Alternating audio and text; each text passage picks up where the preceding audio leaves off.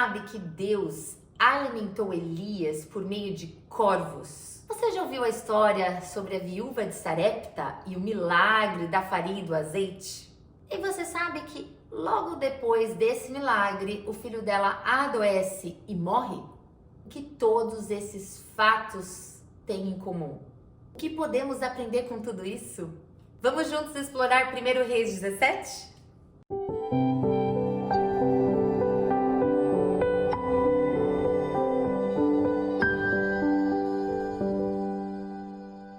Olá, meus queridos irmãos e irmãs em Cristo, sejam bem-vindos a mais um vídeo deste canal Vida com Deus. Meu nome é Larissa e hoje vamos começar a ler porque temos muitos versículos e muito do Senhor para falar diretamente ao nosso coração. Amém? Vamos então diretamente à leitura de 1 Reis 17. Eu estou usando a Bíblia de Estudo, aplicação pessoal, com a tradução da Nova Versão Transformadora, NVT. Elias, que era de Tisbe, em Gileade, disse ao rei Acabe: Tão certo como vive o Senhor, o Deus de Israel, a quem sirvo, não haverá orvalho nem chuva durante os próximos anos, até que eu ordene. Então o Senhor disse a Elias: Vá para o leste e esconda-se junto ao riacho de Querite, que fica a leste do rio Jordão. Beba água do riacho e coma o que os corvos lhe trouxerem, pois eu dei ordem para levarem alimento até você. Elias fez o que o Senhor ordenou e acampou junto ao riacho de Querite, a leste do Jordão. Os corvos lhe traziam pão e carne de manhã e à tarde, e ele bebia água do riacho. Depois de algum tempo, porém, o riacho secou, pois não caía chuva em parte alguma da terra. Então o Senhor disse a Elias: Vá morar em Sarepta, perto da cidade de Sidom. Dei ordem a uma viúva que mora ali para lhe dar alimento. Elias foi a Sarepta. Quando chegou ao portão da cidade, viu uma viúva apanhando gravetos e lhe perguntou: Pode me dar um pouco de água para beber, por favor? Enquanto ela ia buscar a água, ele disse: Traga também um pedaço de pão. Mas ela respondeu: Tão certo como vive o Senhor, seu Deus, não tenho um pedaço sequer de pão em casa. Tenho apenas um punhado de farinha que restou numa vasilha e um pouco de azeite no fundo do jarro. Estava apanhando alguns gravetos para preparar esta última refeição e depois meu filho e eu morreremos. Elias, porém, disse: Não tenha medo. Faça o que acabou de dizer, mas primeiro faça um pouco de pão para mim. Depois, use o resto para preparar uma refeição para você e seu filho, pois assim diz o Senhor Deus de Israel: Sempre haverá farinha na vasilha e azeite no jarro, até o dia em que o Senhor enviar chuva. Ela fez conforme Elias disse. Assim, Elias, a mulher e a família dela tiveram alimento para muitos dias. Sempre havia farinha na vasilha e azeite no jarro, exatamente como o Senhor tinha prometido por meio de Elias. Algum tempo depois, o filho da mulher ficou doente, foi piorando e por fim morreu. Disse ela a Elias: Homem de Deus, o que você me fez? Veio para lembrar-me de meus pecados e matar meu filho? Elias, porém, respondeu: Dê-me seu filho. Tomou o corpo do menino dos braços dela, carregou-o para o andar de cima, onde estava hospedado, e o pôs na cama. Então Elias clamou ao Senhor: Ó Senhor meu Deus, por que trouxeste desgraça a esta viúva que me recebeu em seu lar e fizeste o filho dela morrer? Em seguida, Elias se deitou sobre o menino 3 vezes e clamou ao Senhor: Ó Senhor, meu Deus, por favor, permite que a vida volte a este menino. O Senhor ouviu a oração de Elias e o menino voltou a viver. Elias o levou para baixo e o entregou à mãe. Veja, seu filho está vivo, disse ele. Então a mulher disse a Elias: Agora tenho certeza de que você é um homem de Deus e de que o Senhor verdadeiramente fala por seu intermédio. Muita coisa aconteceu em 24 versículos. Vamos ao contexto dessa passagem. Elias começa falando com quem? Com o rei Acabe. Rei Acabe é o rei de Israel. Vamos lembrar que nesse momento as 12 tribos já estavam divididas, né? 10 tribos para cima, 2 tribos para baixo. As 2 tribos de baixo, Benjamim e Judá, ficou então como reino do sul, Judá era o nome. E o reino do norte, com as outras 10 tribos, ficou com o nome de Israel. Nesse momento dessa passagem, a capital de Israel é Samaria. E Acabe, então, é rei de Israel. Esse rei Acabe foi horrível. Foi um rei perverso e ele ainda se casou com Jezabel, que era filha de Etbaal, rei dos Sidônios. E diz aqui no 1 Reis 16:31. Começou então Acabe, né, a se prostrar diante de Baal e adorá-lo também, já que ele casou com Jezabel e importou toda essa idolatria. Inclusive, Acabe construiu um templo e um altar para Baal, né, em Samaria, que era a capital de Israel então, e levantou um poste para a deusa Azerá. Então ele fez coisas terríveis. E aí nesse momento nós somos apresentados a Elias aqui no 17. E é nesse momento que Elias vai até Acabe e fala assim: olha, não haverá orvalho e nem chuva, ou seja, vai começar uma grande seca, porque daí não importa se você é poderoso, não importa se o seu exército é grandioso, contra uma seca, o que você faz? Então, nesse momento também, o Senhor já dá o livramento, né, o escape para a preservação da vida de Elias, e ele manda Elias para o riacho de Querite, a leste do Jordão. Vou colocar um mapa e vocês vão ver. Este é um mapa de quando Elias se escondeu de Acabe. Vemos bem ao sul do mapa Judá e um pouquinho mais ao norte Israel. Vemos também Jerusalém como sendo a capital de Judá e Samaria a capital de Israel. Tem uma seta que sai de Samaria e vai para o riacho de Querite, marcando então o caminho que Elias percorreu de Samaria a esse riacho. Vemos um pouquinho ali ao norte do riacho que tem o mar da Galileia. E aí sai uma seta dali, passa nessa região aqui da Fenícia, e ele para ali em Sarepta. E é nesse lugar, nessa cidade, que ele vai encontrar a viúva. E aí Deus disse o seguinte, Elias, olha, água você vai beber do riacho, tá, de Querite, e comida você não se preocupa, que eu já dei ordem aos corvos e eles vão levar comida para você. E os corvos levavam comida, pão e carne, de manhã e à tarde, então em 2 momentos do dia ali para Elias. E é muito interessante notar, já que nesse versículo, de que os corvos eram considerados animais cerimonialmente impuros. Deus então usou para alimentar um profeta dele esses animais que eram considerados impuros, e a próxima orientação que ele vai dar é para que Elias vá pedir comida a uma viúva, que histórica e culturalmente era alguém desprovida. E essa viúva não era qualquer viúva, no sentido de que ela morava ali em Sarepta. Era essa região da Fenícia que nós vimos, que era do pai de Jezabel, que é essa pessoa que se casa com Acabe e traz toda a idolatria do povo dela para ali, para dentro de Israel. Então é meio que você vai para a cidade do seu inimigo. Então tá, já começamos com Elias sendo alimentado por corvos, vai receber ajuda de uma viúva e ainda numa região inimiga. Tá, e é interessante notar que Deus manda Elias a esse lugar em qual momento? Olhem só no versículo 7. Depois de algum tempo, porém, o riacho secou. Aí no 8, então o Senhor disse a Elias. Isso me chamou a atenção porque é o seguinte, o riacho secou. Então Deus falou, olha o que eu escrevi sobre isso. A provisão de Deus veio no momento certo, nem antes nem depois. Não foi assim quando o riacho estava para secar que Deus falou, vai lá Elias, não quero nem que você veja esse riacho secar. E também não foi depois de Elias estar dias e dias com sede e aquele riacho ali só em terra seca que Deus mandou. Foi quando o riacho secou, então Deus disse a Elias, vá. É pra gente acreditar no tempo de Deus. Não é antes, não é depois. Geralmente a gente quer que seja antes, né? A gente não quer ver o riacho secar.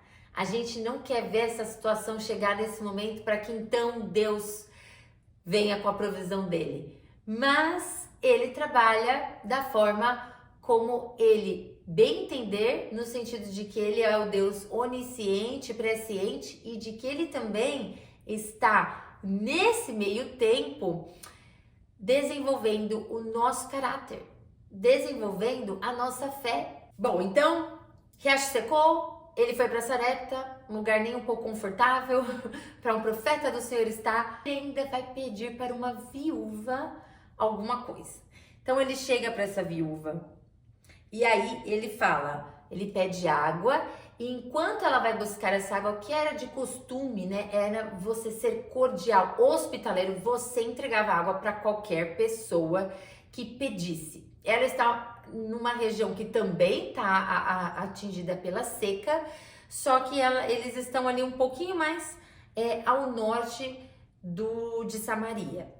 E aí, então, ela vai pegar essa água, mas ele aproveita e já pede o pão. E é nesse momento que a viúva fala, olha, eu não tenho nada, exceto, se lembram disso? A outra viúva, só que não com Elias, com Eliseu, né? Depois dele, vai falar uma frase muito parecida, eu não tenho nada a não ser, ou eu não tenho nada, exceto.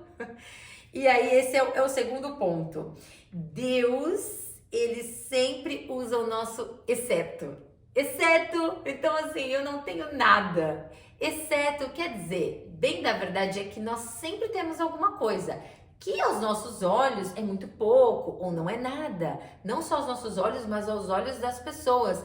Mas nos lembremos de que Deus não tem a mesma visão e perspectiva das coisas que nós. Ele é Deus, ele é o dono do ouro e da prata, ele é o início e fim, ele é o Deus conhecedor de todas as coisas. Então, para ele, nunca o que a gente tem é pouco. O que ele precisa é da nossa disponibilidade e da nossa obediência.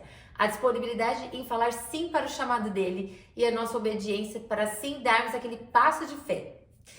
E aí, por isso que quando ela fala, olha, eu não tenho nada, né? Eu não tenho um pedaço sequer de pão. Como é que eu vou te dar um pão se eu não tenho nem pão para mim? O que eu tenho, né? Eu não tenho nada, mas o que eu tenho é um pouquinho de farinha numa vasilha e um fundinho de azeite no jarro. Mas o que eu estava planejando era de que com esse nada que eu tenho, eu ia fazer uma última refeição para mim e para o meu filho. E depois dessa refeição nós não teríamos absolutamente mais nada e esperaríamos a morte, né? Nós morreríamos depois disso. E é nesse momento, então, que Elias fala, não tenha medo, né? Você vai fazer o que você falou, vai fazer essa refeição, mas primeiro você vai dar para mim e depois você e seu filho vão comer. Aí vamos aqui para a Bíblia, né? Faça o que acabou de dizer, mas primeiro faça um pouco de pão para mim, depois use o resto para preparar uma refeição para você e seu filho. Pois assim diz o Senhor Deus de Israel, sempre haverá farinha na vasilha e azeite no jarro, até o dia em que o Senhor enviar a chuva.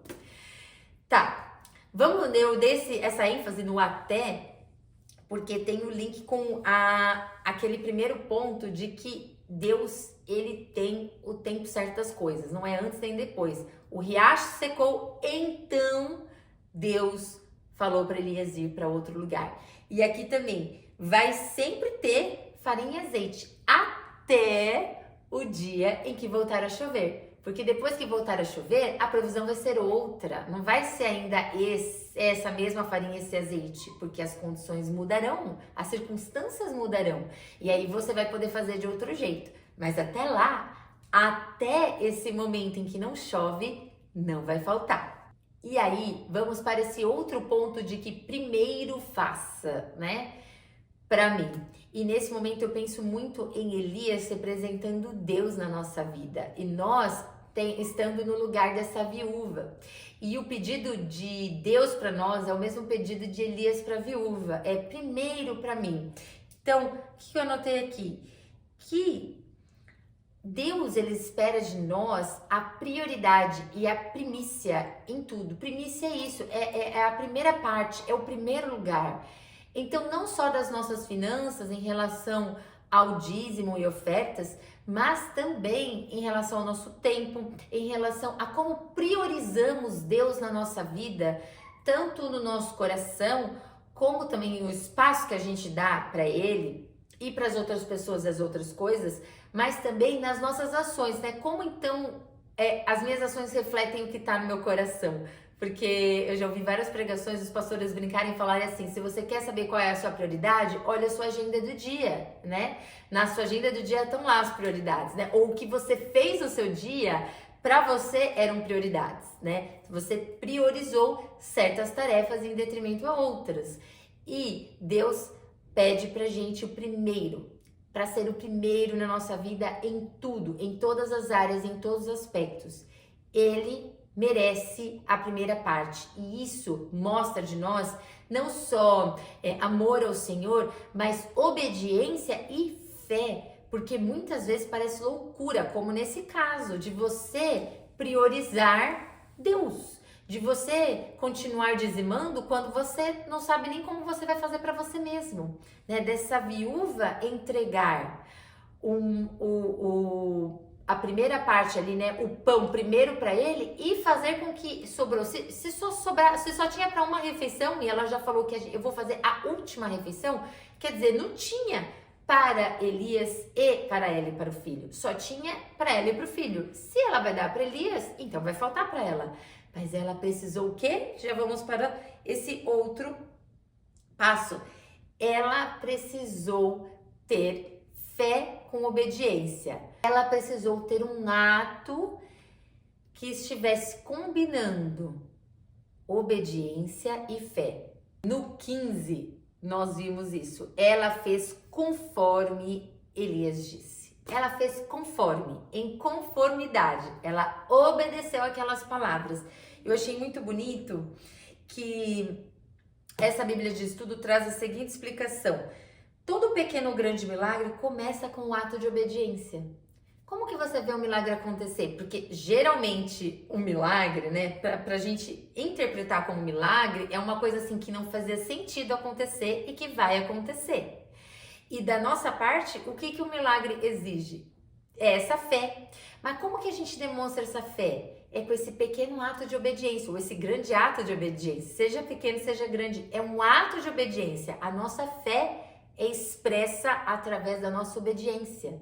Quando somos obedientes, estamos expressando a Deus, dizendo a Deus que temos fé. Temos fé que o que Ele disse que Ele vai fazer, Ele de fato vai fazer. E um detalhe que me chamou a atenção é de que sim, ela teve esse ato de serviço, ela foi obediente, demonstrando assim a fé de que ela acreditava que aquilo que Elias disse que ia acontecer, de fato aconteceria. Mas se nós voltarmos ao versículo 9, Deus diz assim a Elias: vá morar em Sarepta, perto da cidade de Sidom, dei ordem a uma viúva que mora ali para lhe dar alimento. Quer dizer, Deus preparou o coração dela. Deus, de certa forma, falou com ela. Deus, de certa forma, trouxe isso ao coração dela. Não foi apenas a palavra de Elias que fez ela querer ser obediente e acreditar. Deus trabalhou naquele coração, porque ele disse no versículo 9 de que ele tinha dado ordem a uma mulher, a uma viúva, para alimentar Elias. Então, não menosprezemos o que o Senhor toca no nosso coração.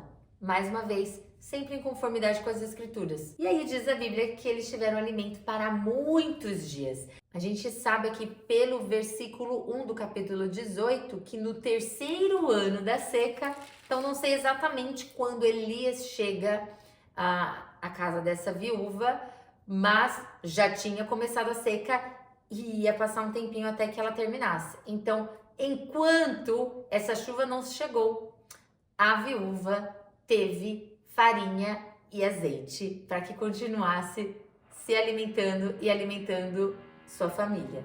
Outro ponto muito bonito é de que no 16 disse assim: sempre havia farinha na vasilha e azeite no jarro, exatamente como o Senhor tinha prometido por meio de Elias. Sabe por que exatamente? Porque Deus, nele, não há sombra de variação. Ele prometeu, ele cumpre. Ele não é homem para ser infiel à palavra dele. Se ele prometeu, ele cumpre. E outro ensinamento que a gente pode tirar disso também é de que essa farinha e esse azeite não necessariamente estavam assim, a vasilha, sabe, transbordando farinha e o azeite também. de precisar de outras botijas, outros jarros de azeite. Essa, de novo, é a outra história da viúva ali com Eliseu. E eu fiz um vídeo sobre isso, que fala sobre o milagre do azeite. Mas nesse caso aqui, dessa farinha na vasilha e o azeite no jarro, não necessariamente, então, essa vasilha e esse jarro ficaram transbordando. Sempre tinha quando ela ia fazer. Se estava cheio, se tinha só um punhado a cada vez e ela pegava e continuava aquele punhado, esse é o milagre de Deus, esses são detalhes do Senhor. Mas mais uma vez, para nós termos esse entendimento de que com Deus é passo a passo, é dia após dia, é o maná. Não guarda para amanhã, senão vai estragar. É o de hoje, você pega hoje, você come hoje. Amanhã, você vai pegar o de amanhã para comer amanhã, depois de amanhã e assim por diante. Na oração de Jesus, né? O pão nosso de cada dia nos dá hoje. Então, o pão nosso não da semana e do mês, do ano, para daqui 10 anos. O pão nosso de cada dia nos dá hoje. Então, com o Senhor, é esse tipo de milagre, do dia após dia. Para nós que queremos ter controle de todas as coisas, que temos dificuldade em ver o riacho ali se secando, ou o jarro com pouco azeite, a vasilha com pouca farinha, isso não é bacana. Mas esse é um princípio do Senhor, o princípio de um dia por vez. Um segundo detalhe da viúva e da obediência dela é de que muitas vezes a gente olha para essa história como sendo um milagre na vida dela, né? Porque não faltou comida para ela, para o filho, e ela ainda alimentou Elias. Então, esse ponto é o de que ela ainda alimentou Elias. Quer dizer, o milagre aconteceu para ela e por meio dela. Porque Deus poderia sustentar e prover na vida de Elias de outro modo se ela dissesse não? Com toda certeza, ele tinha acabado de fazer isso por meio de corvos, animais impuros. Então, para Deus não teria o menor problema de fazer essa provisão acontecer na vida dele por outro modo. Porém, porque ela foi obediente e ela fez nesse ato de fé, né? Então foi essa obediência que expressou a fé dela, ela foi usada assim como instrumento para alimentar o profeta de Deus, que nem era da mesma religião que a dela. Isso nos ensina que muitas vezes o que nós fazemos aos nossos olhos pode parecer pequeno, pode parecer dispensável, pode parecer algo quase que insignificante, mas que a gente nunca menospreze, porque se Deus está pedindo aquele ato de serviço, por menor que você ache que seja, faça, porque o Senhor faz grandes milagres através de atos aparentemente pequenos, minúsculos, como o dessa mulher.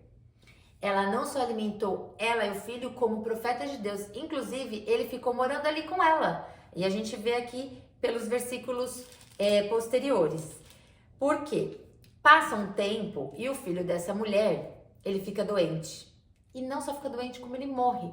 E aí esse é o outro ponto que eu vim trazer, é de que uma provação tinha acabado de acontecer na casa dela, que ela não tinha o que comer, ela não tinha como sustentá-la e sustentar o filho, mas passou por isso, a vasilha tá sempre tendo farinha, o jarro sempre tendo azeite, mas agora o filho dela morre. Quer dizer, pior ainda, porque no primeiro cenário ela estava esperando que ela fosse morrer também, todo mundo ia morrer, era a situação. Nesse daqui, agora tá tudo certo, a gente tem o que comer, mas aí o meu filho fica doente e morre. E aí essa Bíblia de estudo traz a seguinte observação, que quando Deus provê na nossa vida, não é para que a gente se acomode, né, e fique ali naquele estado de quem foi suprido por Deus e agora nunca mais terei problemas e dificuldades, ou então tá bom, obrigada Deus, valeu, até a próxima. Nós precisamos ter um coração de dependência do Senhor a todo tempo, porque neste mundo acaba uma, vem outra. Eu já falei bastante disso também naquele primeiro vídeo que eu postei sobre ansiedade, de que a nossa vida tem muito mais vales do que picos de montanhas, na geografia mesmo do mundo, né? Se a gente parar para prestar atenção, uma cadeia de montanhas, para ser considerada montanha, você precisa ter um vale e aí ter aquela elevação até chegar no pico. São bem menos picos do que vales. A nossa vida é assim, nós temos muito mais vales do que picos de montanha. Então, a nossa dependência do Senhor é em todo momento. É no momento do pico da montanha, no momento que eu acabei de ver a provisão e continua firme, porque vem outro momento de vale. E aí você vai precisar, como ela precisou. E aí é o outro ponto, de que ela considera de que isso aconteceu como castigo e punição vinda de Deus. E o que temos que entender é que Deus não é um Deus que castiga e pune nesse sentido. Ele é um Deus de misericórdia. As tragédias acontecem muitas vezes sim, como resultado das nossas escolhas erradas e às vezes até pecaminosas. É verdade. Mas muitas das tragédias acontecem também mesmo que a gente não tenha tido nenhuma ação direto com as nossas escolhas para que aquela tragédia acontecesse, mas que é simplesmente resultado deste mundo caído e pecaminoso. Quando Jesus nos diz que nós teríamos tribulações e nós percorremos a Bíblia e vemos por todas as tribulações que todos passaram, nós entendemos que esta vida aqui não é necessariamente para ser uma vida fácil, confortável, tranquila, fluida. Ela vai sim ter essa quantidade de tribulações e vales que muitas vezes a gente olha e fala, Senhor. Por isso também que eu fiz o outro vídeo de como continuarmos louvando a Deus quando tudo ao nosso redor parece que entrou nesse estado de perda, trevas e vale, tribulação e eu não sei o que fazer. A gente sempre tem que se focar em quem Deus é. Lembra? A gente falou aqui, ele fez exatamente como ele havia prometido, porque ele é um Deus que promete e cumpre, nele não há sombra de variação. Então nós temos que nos apegar a essa essência e caráter de Deus, que ele é um Deus soberano, ele é um Deus de amor e ele não muda. Se você quiser explorar mais sobre o tema, assista esse vídeo sobre quando Deus parece distante. E aí, o que me chamou também a atenção é que não só a mulher falou isso, porque daí até é compreensível, afinal ela nem era do povo de Israel, ela nem tinha esse Deus, o eu sou, o grande eu sou, o único Deus. Ela não tinha tido ainda um encontro com esse Deus, né? Esse YHWH, eu sou o que sou, o único Senhor. Então ela tinha essa associação, talvez muito provavelmente por base da religião dela e dos deuses que a região dela acreditava de que ela estava sendo castigada. Mas olha só o que Elias, esse profeta do Senhor, diz no 20. Então Elias clamou ao Senhor: ó Senhor meu Deus, por que trouxeste desgraça a esta viúva que me recebeu em Selar e fizeste o filho dela morrer? E é muito interessante, porque eu estava buscando do Espírito Santo revelação sobre esse versículo em especial. Nessa Bíblia de estudo não tem nenhuma interpretação sobre esse versículo. Aí eu recorri aos vídeos daquele Paul Le Boutillier, que é um pastor que eu sempre comento, que estuda a Bíblia de cabo a rabo. Ele também não se atém a esse versículo. E aí, na minha busca, né, tentando entender do Espírito Santo, eu já tinha chegado a uma conclusão, mas sabe quando você quer uma confirmação? E eu achei outro pastor americano chamado Gary Hamrick, e ele faz exatamente o que o Paul Le Boutillier faz. Ele estuda a Bíblia, versículo a versículo, com a igreja, e ele falou algo que era exatamente o entendimento que eu tinha tido, que assim, inclusive, né, até Elias faz esse questionamento, sabe? Em voz alta, teológico, não de que ele... Simplesmente ele fala isso em voz alta, ele clama a Deus e ele profere essas palavras. Mas o mais legal disso tudo é de ver, número um, que Elias, como nós, também chega a ter esse tipo de questionamento, esse tipo de fala, esse tipo de clamor a Deus, né? Como vimos em Davi e tal, tem muito a ver com o vídeo que eu falei sobre quando Deus parece distante. Mas, mais uma vez, a prova de que Deus não se ofende com o que a gente fala a respeito dele, quando ele conhecia o coração de Elias, ele sabia o que Elias estava fazendo ali. Então ele não se ofendeu e falou assim: o que, Elias, a partir de agora não falo mais com você, não venha me pedir nada, não venha falar comigo, eu não vou mais te usar. Pelo contrário, Deus não fala nada, Deus não responde Elias, porém Elias age. E como ele age, ele se deita no menino 3 vezes, né? E clama ao Senhor. E olha o clamor dele de novo agora. Ó Senhor, meu Deus, por favor, permite. Por que eu parei assim? Ó Senhor, meu Deus, por favor, permite. Ó Senhor, quando aparece esse Senhor com essa letra um pouquinho diferente, que é tudo em letra maiúscula, mas parece que tá menorzinha, é que esse Senhor tá aí como Jeová, que seria esse YWHW, que é esse nome, esse título que só o nosso Deus pode ter. É só Ele quem tem. Que significa eu sou aquilo que sou, eu sou o grande eu sou, como ele se apresenta ali para Moisés, por exemplo. Então, esse título é exclusivo do Senhor. Então, quando a pessoa fala isso para Deus, significa que ela entende que Ele é o soberano. E aí, quando ele fala, meu Deus, não só ele sabe que esse Deus é soberano, mas que Ele tem esse Deus como Senhor. Por isso é meu Deus. Por favor, porque Deus não é nosso servo, pelo contrário, nós aqui somos servos dele. Então, por favor, permite. Porque a gente também, Deus é soberano e nessa soberania Ele tem a vontade dele. E aí, o que Deus faz? Deus sim ouve a oração de Elias. Está escrito exatamente assim. O Senhor, né, esse nosso Deus soberano, ouviu a oração de Elias. Olha que bonito. Ele ouviu a oração de Elias e o menino voltou a viver.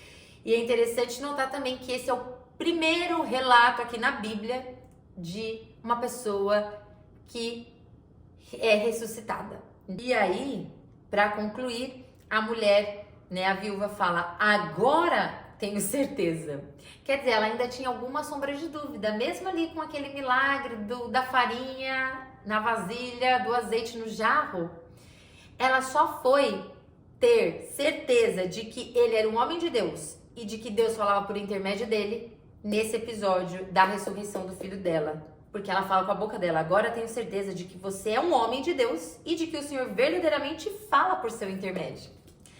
E assim, meus amados, nós concluímos esse 1 Reis 17, porque mais do que falar sobre a viúva e o milagre da farinha e do azeite, mais é falar sobre a ressurreição, mas é falar também de como Deus provê na nossa vida, através de corvos, através de uma viúva de uma região inimiga.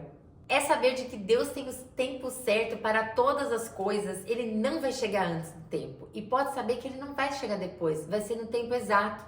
De que também nossa vida é uma sequência ali de provações e de que é por isso que é importante a gente ficar nesse estado de alguém que é dependente do Senhor, porque sim, nós precisaremos dele agora e depois, e depois, e depois. É de lembrarmos também que a provisão dele não é assim, eu dei agora, puf, abundância, não vai faltar e você vai ver que tá abundante. Muitas vezes é o conceito de um dia por vez mesmo, o maná, o pão nosso de cada dia nos dá hoje. Louvado seja o Senhor, o nosso Deus soberano. Amém? Maranata.